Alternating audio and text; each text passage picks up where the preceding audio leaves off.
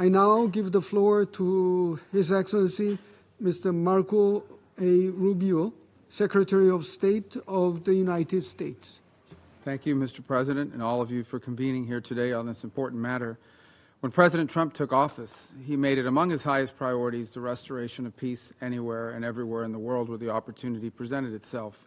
And it's met with great success in a number of places. We had a conflict between India and Pakistan, which was a very dangerous conflict, and one that he chose to engage in and was able to bring it to, be very involved in bringing it to a cessation of hostilities. When Thailand and Cambodia were engaged in hostilities, the President got involved over a weekend over in the United States, and were able to play a critical role in that regard as well. We are very grateful to some of the countries in this room that were helpful in that regard with the DRC and Rwanda, and work remains to be done. But again, a conflict that presents grave dangers and extraordinary humanitarian challenges. With Azerbaijan and Armenia as well, he has become involved, and we were able to sign an agreement at the White House very recently that hopefully prevents a future conflict which would prove costly and deadly. But the one that's proved to be an extraordinary challenge has been the war in Ukraine, between Russia and Ukraine. The President has worked on it tirelessly, has invested a tremendous amount of his own time, energy, and the highest levels of our government. We have had meetings in Turkey, meetings in Saudi Arabia, meetings in Alaska, countless phone calls, doing everything possible to bring this conflict to a resolution and to an end. A war that cannot end militarily. It will end at a negotiating table. That's where this war will end.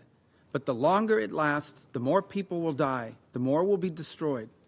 Some of the numbers we are seeing in the loss of life among military personnel, for example, on the Russian Federation side, are staggering.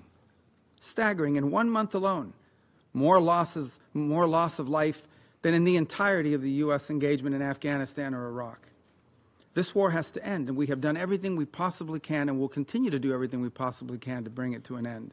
Very generous offers have been made. For example, a ceasefire at the current lines of contact, while all the other details on the future of the conflict could be worked out in terms of future territorial lines.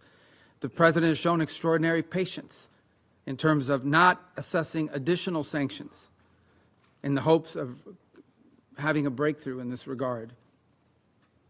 And all has come to what appears to be not just a stagnant one, but an era, and we've entered a period of what appears to be potential even escalation, with the historically highest number of strikes we've seen over the last few nights and before. And now we are also watching incursions into neighboring airspace by both drones and airplanes.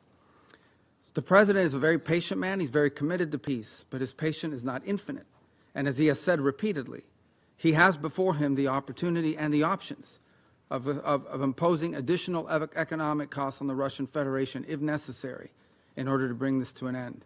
He also has before him the option, as he has already chosen to do in some circumstances, to sell defensive weaponry and potentially offensive weaponry so that Ukraine can defend itself from this assault by purchasing that weaponry. So I'm here to say to the Security Council, the United States remains as committed as it has ever been to a peaceful resolution to this dangerous conflict. But there will come a moment in which we will have to conclude that perhaps there is no interest in a peaceful resolution. And then the President has before him real options, which he intends to pursue, as he has made clear today in some of the messages he has put out. So I strongly urge the Security Council, the member states here, and those who are not part of this as well, to do everything in their power, and including the Russian Federation, to do everything within their power, and the Ukrainian side for that matter as well, but all sides, to bring this war to an end before it becomes something that will last another 3 or 4 years, lead to more destruction, both economic and at the same time a loss of life and loss of property and loss of futures. This war needs to end. But if it does not, if there is no path to peace in the short term, then the United States and President Donald J. Trump will take the steps necessary to impose costs for continued aggression. Thank you.